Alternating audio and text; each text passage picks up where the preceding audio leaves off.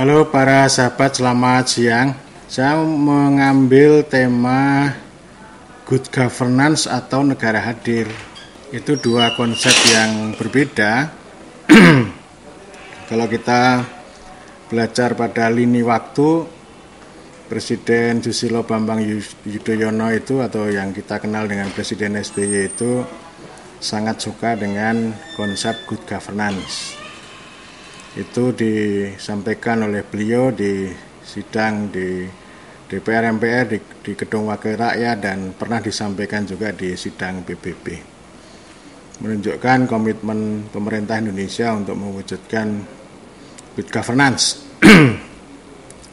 dengan tolak ukur yang lazim disampaikan, ya, ada transparansi, akuntabilitas, responsivitas, bla bla bla, ada 10 bahkan ada 13 atau apa, ya, yang saya tidak hafal satu persatu, tapi itu lazim. Bahkan kalau di kantor-kantor pemerintah itu, kantor-kantor negara itu ada banyak dipakai, ditempelkan. Sementara Presiden Joko Widodo itu menyukai konsep negara hadir.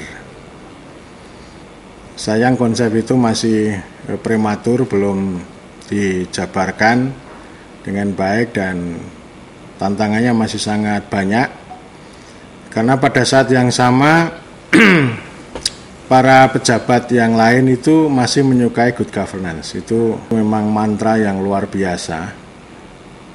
Di perguruan tinggi itu ada standarisasi namanya good university governance. Itu diterapkan di mana-mana, artinya good governance itu. Kemudian juga untuk standar atau untuk instrumen pencegahan anti korupsi misalnya.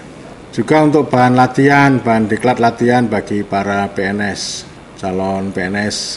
Lalu asas-asas penyelenggaraan pemerintahan yang baik itu ada juga di dalam Undang-Undang Nomor 30 Tahun 2014 tentang administrasi pemerintahan, ya, yang itu diteken atau ditandatangani oleh Presiden SBY di hari-hari terakhir beliau mengakhiri masa jabatan presiden pada periode kedua.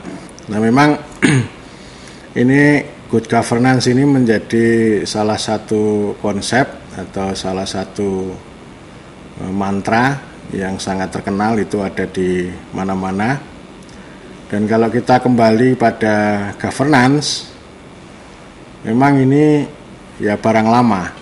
Sebenarnya barang lama yang kerap dimaknai sebagai governance itu proses governing atau proses interaksi dalam governing, dan dalam konteks hubungan antara pemerintah dengan pihak-pihak lain, terutama dengan warga, dengan rakyat, itu ada proses governing dan sekaligus juga ada proses interaksi. Itu memang makna dasarnya seperti itu.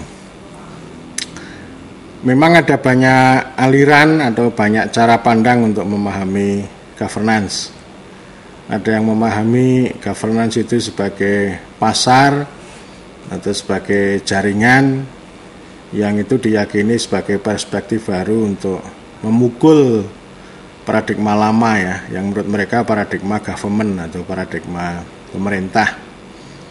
Jadi konsep pemerintah itu dianggap lama, jadul, bahkan tahayul, lalu digantikan dengan governance. Dan yang paling terkenal di antara label-label governance itu adalah good governance. Jadi ini bias yang dirumuskan secara normatif sebagai label yang normatif, dan good governance ini memang berjalan seiring dengan konsep-konsep lain, misalnya negara gagal atau state failure, atau negara yang rentan, fragile state. Negara-negara yang dianggap sebagai buruk itu diproduksi oleh dunia barat untuk mengatakan atau untuk menandai dunia selatan, ya. Dunia selatan itu ya Asia, Afrika, dan karena ditandai dengan buruk, lalu mereka punya resep yang namanya good governance. Ada banyak penilaian bagaimana kita mendudukkan governance. Menurut saya memang governance itu penting. pemerintah tanpa governance itu akan semakin lalim karena mengabaikan proses konstitutif, istilah saya, proses bersama dengan para pihak lain. Semuanya dimonopoli, ditangani atau dijalankan sendiri oleh pemerintah, sehingga ini bukan menjadi pemerintah tapi menjadi penguasa yang lalim. Dengan kalimat lain, pemerintah tanpa governance itu menjadi lalim, tetapi yang disebut Profesor Roades itu, ya ini kepemerintahan tanpa pemerintah itu juga berbahaya. Jadi artinya governance sama pemerintah itu juga menjadi lemah. Artinya kalau pemerintah tanpa governance itu lalim, tapi kalau governance tanpa government itu bisa menimbulkan tirani. Itu serupa dengan ilmu politik tanpa ilmu itu despotik atau lalim. Sebaliknya ilmu tanpa politik itu tirani. Despotik itu atau lalim itu sewenang-wenang, berkuasa tanpa hukum, tanpa pengetahuan, pokoknya sesuai kehendak yang berkuasa. Tetapi kalau tirani itu, ya dia bersumber dari hukum, bersumber dari pengetahuan. Jadi dia dibenarkan secara hukum sesuai dengan peraturan atau merujuk pada pengetahuan begitu. Tetapi dia mempunyai legitimasi secara sosial, secara politik yang lemah. Ya kan, ini sering dikontraskan ini antara keahlian sama kerakyatan ya. Jadi keahlian tanpa kerakyatan itu salah satu jenis tirani yang absah menurut pengetahuan, menurut moral, menurut hukum, tapi tidak absah menurut politik atau dimensi kerakyatan. Itu governance juga begitu ya. Dan oleh karena itu memang kalau kita mau membuat demokrasi yang kokoh, ya harus ada government, sekaligus juga ada governance. Dan kita perlu memahami secara lebih baik bagaimana governance itu harus kita gunakan. Saya sering mengatakan ya governance itu artinya pemerintah itu harus ditarik keluar dong. Tidak hanya di dalam pagar kantor bupati, tapi harus melihat keluar. Dan ketika orang menganalisis pemerintahan itu tidak hanya di meja birokrasi, tapi proses interaksi atau relasi kuasa antara pemerintah dengan petani, pemerintah dengan peternak, pemerintah dengan pihak-pihak yang lain. Karena dengan proses konstitutif atau proses relasi itu akan memunculkan legitimasi yang lebih baik, dan itulah baik keabsahan secara moral atau secara keilmuan, tapi juga sekaligus secara kerakyatan. Tapi memang yang paling mainstream atau paling dominan dalam membicarakan mengenai governance itu terletak pada tata kelola, bukan pada interaksi kekuasaan atau relasi kekuasaan. Dan kemudian good governance ini menjadi satu konsep yang kadang-kadang disebut sebagai penanda kosong begitu, karena dia diukur oleh beberapa ukuran, dan ukuran itu dijabarkan kemudian dipakai oleh banyak orang sebagai teori template yang positif. Misalnya para mahasiswa atau para sarjana ilmu pemerintahan administrasi publik itu meneliti bagaimana implementasi good governance. Ukuran-ukuran itu digunakan sebagai patokan apakah implementasinya itu jalan. Dan saya mau menyampaikan sebenarnya ini arahnya saya itu mau mendorong supaya kita ini melucuti, bahkan meninggalkan good governance, lalu kita berpikir ulang bagaimana kita menghadirkan negara dan memuliakan atau memperkuat pemerintah. Arahnya ke sana, karena ada banyak kritik yang luar biasa terhadap good governance, tetapi saya mau menyampaikan ada 3 ya. Yang pertama dari mendiang Profesor Cornelius Lee, yang baru beberapa hari yang lalu beliau berpulang ke Sangkalik. Ini guru saya, dan setahun yang lalu beliau pidato guru besar. Di salah satu kalimat yang beliau sampaikan dalam pidato itu begini: good governance merupakan solusi seragam untuk semua masalah dari ujung Afrika sampai pelosok Indonesia, tetapi tidak membawa akibat apapun. Ini kalau kita jabarkan kalimat ini sama dengan paradoks atau kontradiksi the good intention, niat baik. Atau dalam bahasa Taniali itu kontradiksi the will to improve, kehendak baik, kehendak untuk memperbaiki. Ini kan sebuah teori yang sangat positif.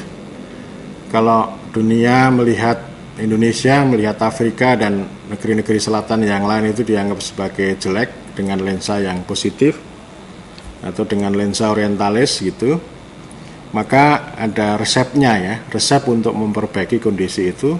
Resep itu adalah good governance, dan itu maksudnya baik. Maksudnya baik, caranya keliru, hasilnya gagal, dampaknya buruk. Nah ini resep teknokrasi atau resep yang ini kan seragam ini. Sama dengan apapun makannya, minumnya teh botol misalnya. Apapun masalahnya, solusinya adalah good governance. Apapun masalahnya.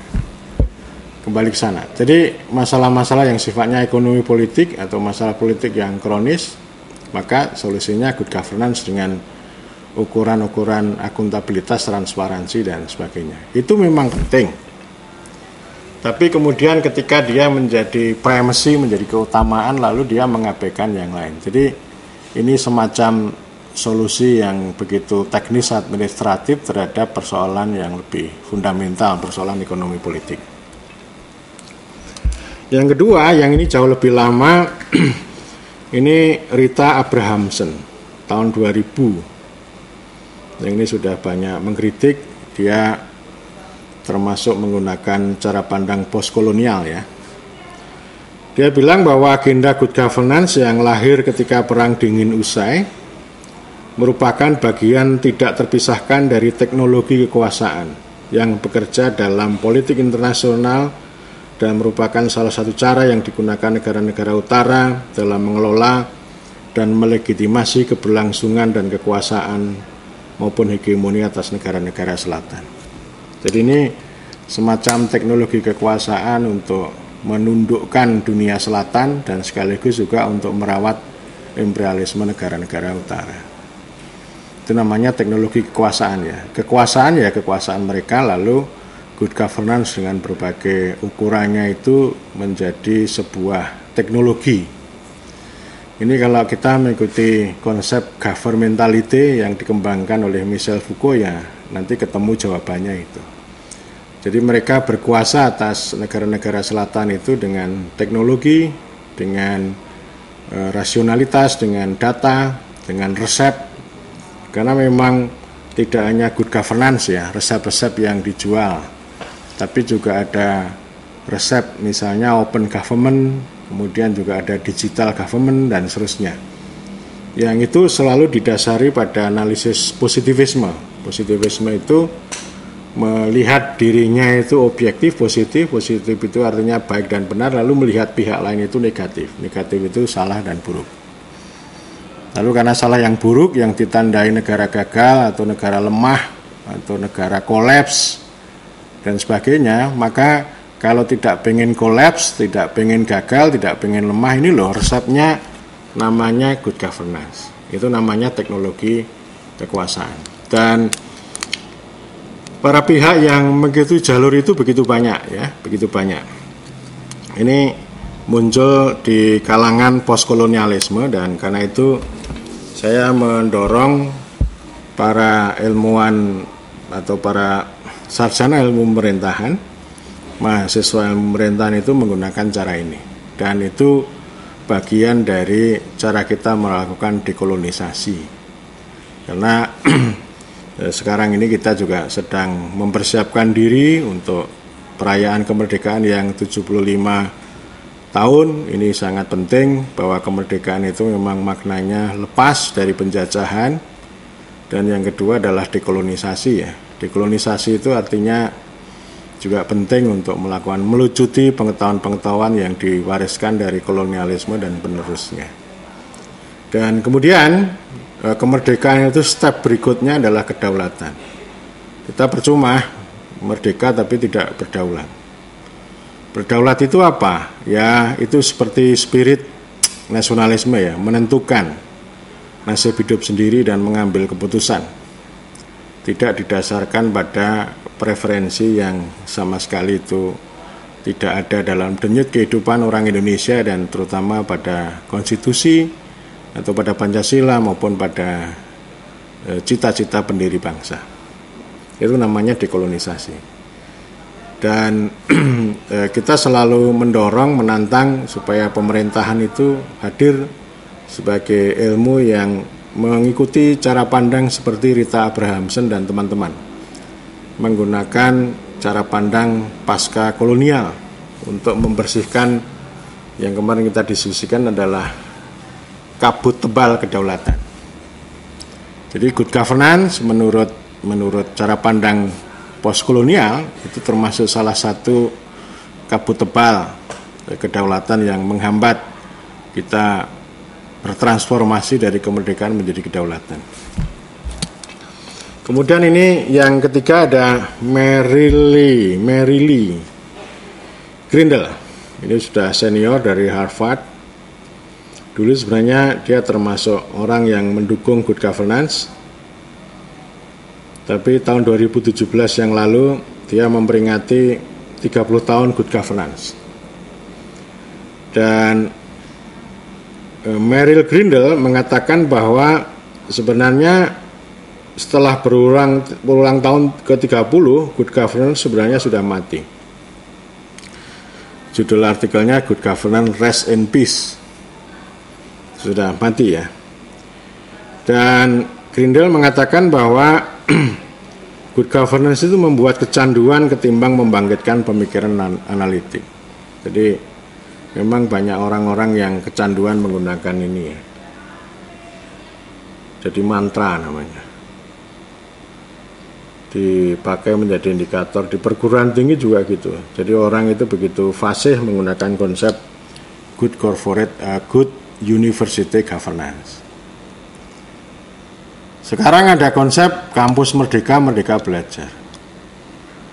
Secara filosofis, secara hakikat, secara hakiki berbeda antara konsep good university dengan merdeka itu. Tapi ya dalam manajerialnya, dalam pelaksanaannya, dalam manajemennya ya sama. Itu nggak ngaruh.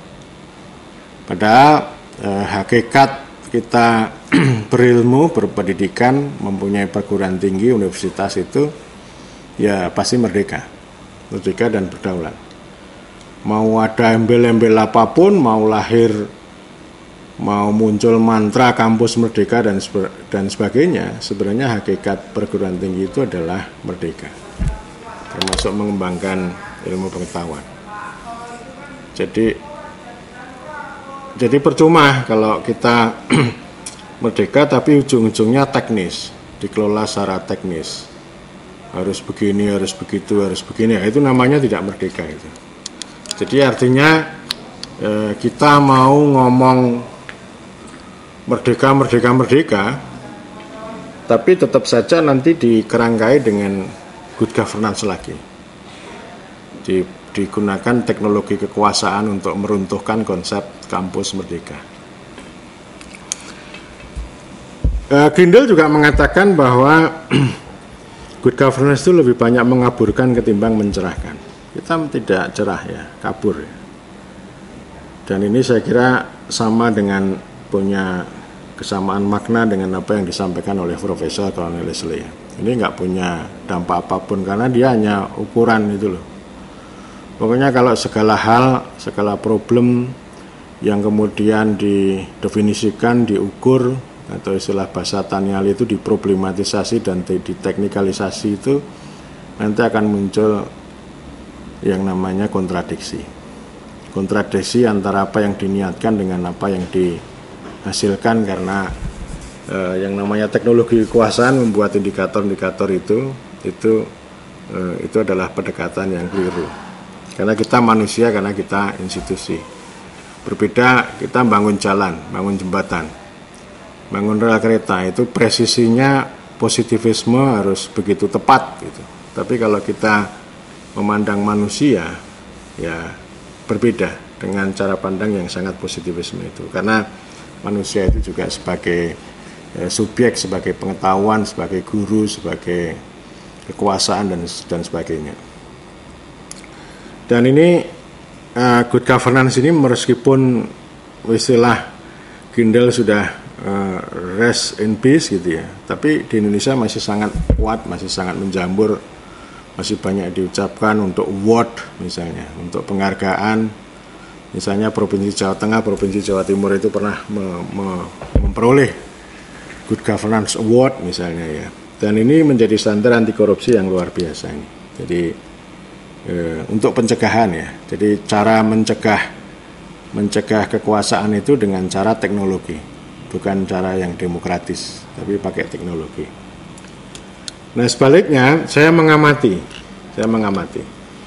tahun 2010 itu saya menyajikan sebuah makalah ya, yang pada waktu itu Joko Widodo masih menjadi wali kota di sana ya. Lalu ada Bupati Kebumen, ada Bupati Jembrana dan sebagainya. Bupati Kebumen itu banyak bicara tentang good governance. Tapi kalau Bupati Jembrana pada waktu itu suka dengan konsep negara bermanfaat. Jokowi nggak pernah ngomong good governance sampai sekarang. Tapi ini masih cukup prematur ya. Belum berkembang begitu kuat karena memang ya negara kita ini kan negara yang dikontestasikan, diperebutkan berbagai pihak. Bukan berarti Jokowi yang lemah, bukan, tetapi karena apa yang dihadapi itu terlalu besar. Dan saya sering mengatakan bahwa presiden itu berhadapan dengan 100 eselon 3 itu sudah sangat sulit ya. Meskipun beliau sering mengatakan pemotongan regulasi, menyederhanakan prosedur dan sebagainya, tapi tetap saja itu masih tetap bertahan. Karena apa yang disebut dengan teknologi kekuasaan yang itu diproduksi oleh teknokrasi dan kemudian dipakai oleh birokrasi itu begitu awet, begitu kuat.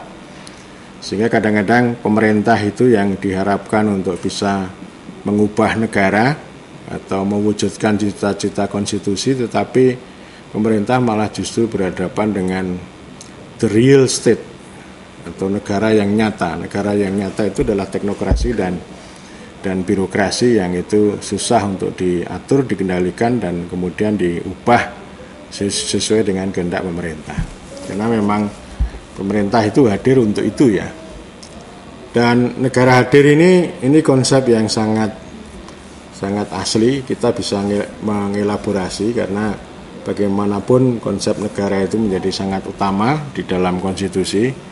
Kita bisa meninjau dari sisi hukum, lalu kita menghadirkan konsep negara hukum, bisa juga negara kesejahteraan dan sebagainya. Dan saya mau meninjau bagaimana kekuasaan negara ya. Negara dan pemerintah itu kan berbeda. Negara itu memang tidak berhubungan dengan demokrasi. Demokrasi itu letaknya di pemerintah. Karena pemerintah itu kan secara berkala, setiap 5 tahun itu kan mengalami pergantian dan itu karena kehendak rakyat. Jadi pemerintah itu milik rakyat, dibentuk oleh rakyat melalui proses politik. Dan ketika duduk, lalu pemerintah itu dia mengatur, mengurus, mengendalikan negara. Supaya negara itu berjalan, bekerja sesuai dengan track konstitusi begitu. Dan tentu saja juga sesuai dengan dinamika yang berkembang dalam masyarakat secara keseluruhan. Saya menyukai konsep dari Michael Mann ya, kekuasaan negara. Memang negara itu kalau yang paling bagus itu konsep yang Leviathan itu, yang sangat kuat. Ya, negara itu harus kuat, dia tidak mengenal demokrasi, tidak mengenal otoritarianisme. Ini dalam rangka untuk mewujudkan law and order dan yang kedua mewujudkan welfare. Jadi law and order itu juga untuk menjamin hak-hak manusia, hak-hak warga negara. Artinya setiap orang, setiap manusia itu punya hak tanpa mengurangi atau merampas hak orang lain. Dan itu dijamin oleh konsep negara Leviathan dari Thomas Hobbes itu ya. Dan dari sana Michael Mann itu membedakan ada dua ya. Ada kekuasaan despotik dan ada kekuasaan infrastruktural. Kekuasaan despotik ini yang kemudian nanti negara itu menjadi lalim, negara itu dikuasai oleh segelintir orang yang dolim, yang lalim, yang hanya memikirkan dirinya sendiri ya. Dia menyerap segala hal ya, terutama menyerap kekuasaan dan kekayaan. Di sisi lain dia juga menunjukkan konsep kekuasaan infrastruktural. Infrastruktural itu kekuasaan untuk mengontrol wilayah, menjaga keamanan, menjaga pertahanan, dan yang terpenting adalah distribusi logistik dalam bentuk pelayanan publik. Itu infrastruktural, dan ini tarik-menarik antara dua kekuatan itu, antara kekuasaan negara yang despotik dengan kekuasaan yang infrastruktural. Nah, pemerintah yang demokratis itu diharapkan untuk memaksimalkan kekuasaan yang infrastruktural. Karena memang pemerintah berkali-kali saya katakan dia punya fungsi dua yang paling dasar ya, proteksi dan distribusi. Terutama memproteksi bagaimana fungsi negara, law and order itu bisa jalan, tatanan ketertiban itu bisa jalan, keamanan pertahanan itu bisa jalan, dan memproteksi yang paling penting itu adalah melindungi rakyat dari rampasan elit. Karena elit ini kecenderungannya dia akan despotik, dia akan lalim menggunakan negara itu untuk dirinya sendiri. Dan itu memang fenomena di mana-mana. Dan pemerintah yang hadir setiap 5 tahun itu memang maknanya untuk itu. Jadi jangan sampai pemerintah itu justru menjadi penguasa atau menjadi elit, tetapi harus mampu melampaui elit. Jadi cara pandangnya, meskipun pemerintah itu berasal dari politisi, tapi setelah duduk di pemerintah dia harus menjadi pemerintah yang melampaui cara pandang politisi. Dan fungsi welfare dalam negara itu sangat terkait dengan fungsi-fungsi redistribusi. Itu dua konsepsi itu, tapi ditambahkan itu oleh Claudio Crasion. Dia menambahkan konsep kekuasaan konstitutif. Kekuasaan konstitutif itu bagaimana pemerintah itu menggunakan negara itu untuk bersama ya. Jadi maknanya ini power with. Kalau kekuasaan despotik itu power over, kekuasaan atas. Jadi dia menindas, menyerap, menghisap gitu ya. Nah, kalau infrastruktural adalah kekuasaan untuk atau power to. Ini soal kemampuan negara untuk mewujudkan atau menjalankan fungsi-fungsinya. Nah, fungsi negara, fungsi pemerintah itu menurut Crasion perlu dilengkapi dengan kekuasaan yang konstitutif. Kekuasaan bersama civil society, bersama dengan rakyat, dan itulah yang kita sebut tadi, itulah governance. Jadi kekuasaan konstitutif itu governance, bagaimana berinteraksi sehingga kekuasaan pemerintah, kekuasaan negara itu tidak hanya absah secara moral, secara hukum atau menurut ilmu pengetahuan, tapi juga punya legitimasi berdasarkan kehendak manusia, kehendak rakyat maupun kehendak warga. Jadi ada subjek-subjek yang memang harus kita muliakan. Negara hadir itu maknanya ke sana ya. Maknanya ke sana, hadir secara konstitutif bersama para pihak, tidak mengambil keputusan sendiri, dan yang terpenting adalah kekuasaan infrastruktural. Saya kira itu poin-poin pentingnya ya. Jadi kekuasaan negara yang hadir itu bagaimana negara itu punya, ini terutama pemerintah sih yang menghadirkan itu. Kalau negara itu kan statis, yang menghadirkan adalah pemerintah. Jadi bagaimana pemerintah mengatur, mengurus, membuat negara itu hadir dengan kekuasaan infrastruktural dan kekuasaan konstitutif. Sehingga cita-cita konstitusi yang 4 itu atau cita-cita mengenai law and order maupun welfare itu bisa dibangun secara secara progresif sesuai dengan spirit Indonesia Maju yang disampaikan oleh Presiden Joko Widodo. Saya kira demikian teman-teman, para sahabat, dan matur nuwun, terima kasih.